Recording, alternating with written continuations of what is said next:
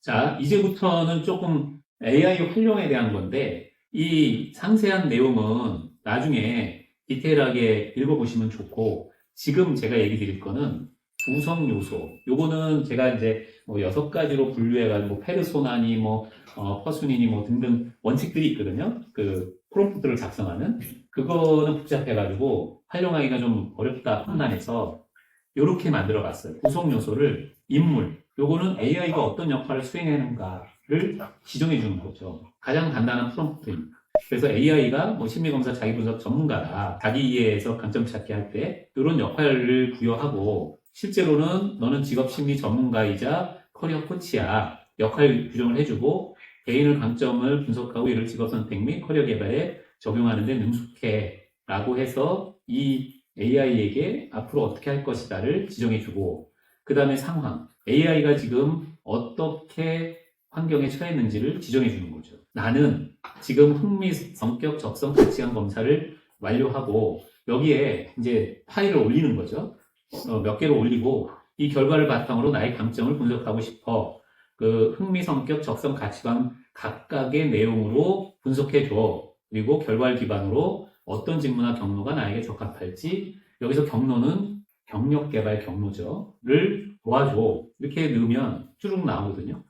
다음에 실행할 핵심 목표, 종합해서 사용자의 핵심 강점을 분석한 커리어 방향, 검사 결과에 드러난 나의 강점과 약점을 분석해줘. 그리고 나의 특성에 적합한 직업 분야, 경력 개발 방향을 추천해줘. 뭐 이런 식의 질문. 그리고 방법은 항목별로 정리하거나 표나 리스트, 요약이나 상세. 이렇게 해가지고 이런 질문들을 활용하세요. 활용해가지고 만들어 보시면 나에 대한 내용들을 볼 수 있습니다.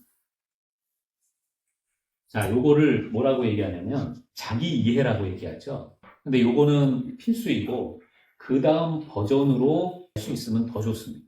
그 다음 버전은 뭐냐 하면은 자기 이해를 기반으로 해서 나에 대한 메타인지를 하는 거예요. 그 메타인지 하기 위한 도구로 AI를 쓰시라는 거죠.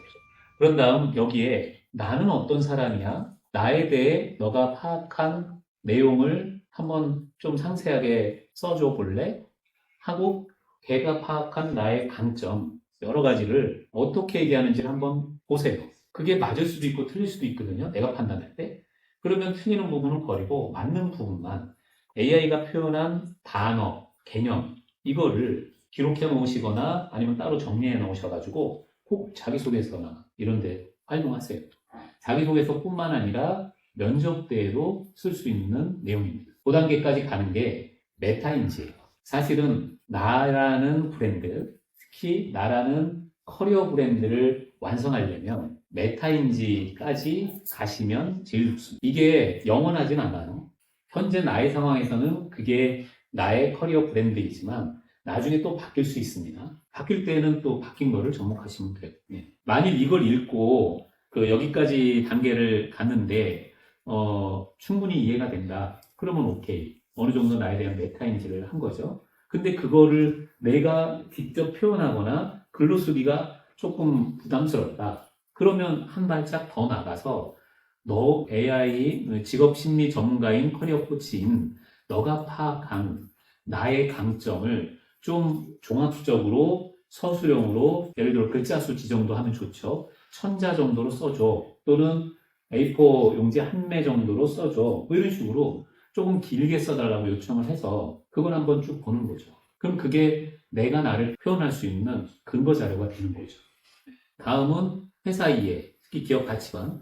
똑같습니다. 인물, 상황, 목적, 방법으로 나누고 기업 분석 전문가 역할 규정을 해주고 그리고 여기는 이제 한국산업은행이라는 타겟을 했으니 그 타겟의 인재상 비전 미션을 분석해서 기업 가치와 조직 문화를 이해한다. 그래서 프롬프트는 이렇게 쓴다.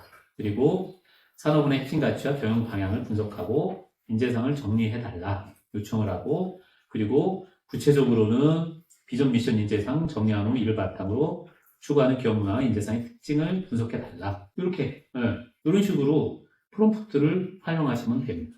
직무도 마찬가지. 직무도 인물, 상황, 목적, 방법으로 분류해가지고 여기에 나온 요 프롬프트 이런 식으로 쓰시면 됩니다. 자, 요거가 이제 제일 중요한데 그렇게 해가지고 회사와 직무에 대한 이해를 했어요. 그리고 그 다음 단계로 하셔야 할 게 매칭 작업입니다. 매칭, 필요 역량. 이거는 직무기술서와 채용의 요건들을 넣는 거죠. 넣은 다음에 내가 기본적으로 쓴 아까 커리어 포트폴리오 있죠? 그 내용을 또 넣어요. 그러면 이 중에 회사에 요구하는 필요 역량과 나의 보유 역량에 맞는 부분들을 비교해 줘. 몇 프로나 맞아? 내가 강조해야 할 점은 뭐야?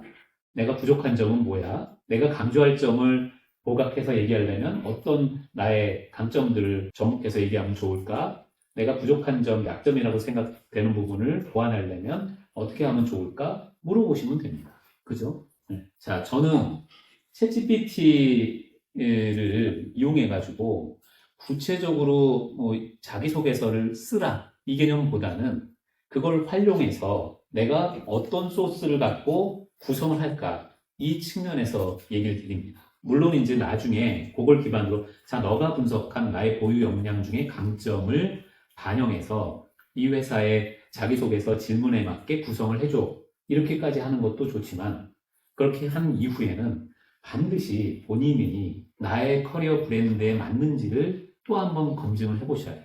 그리고 수정 작업을 반드시 해야 합니다. 수정 작업을 안 하고 그냥 하죠. 그러면 요즘엔 기업들 중에 그 검증을 하는 프로그램 돌리는 데도 있거든요. 카피 킬러 또는 GPT 킬러 이런 걸 돌려서 거기에 몇 프로나 되느냐 해서 일정 수준 이상이면 서류 전형에서 탈락시켜버려요. 가장 효과적으로 쓰는 방법은 걔네들에게 의존해서 걔가 다 작성하는 것이 아니라 내가 할 복잡한 작업을 도와주는 도움 역할, 조력자 역할로 생각하시면 딱 좋습니다. 최종 완성은 본인이 하셔야 돼요.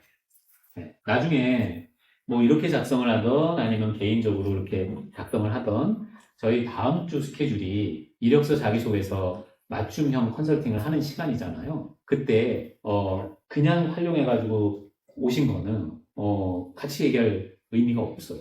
반드시 본인이 직접 흔한 말로 사람 냄새 나게 변형을 해서 갖고 오시길 바랍니다. 자, 요 AI 활용 프롬프트 관련해서 추가로 궁금하신 부분 없을까요? 이번 기회에 저는 이따가 실습 과제를 드릴 건데 요걸 활용해서 만들어 보시기를 권할 거거든요. 어떠세요?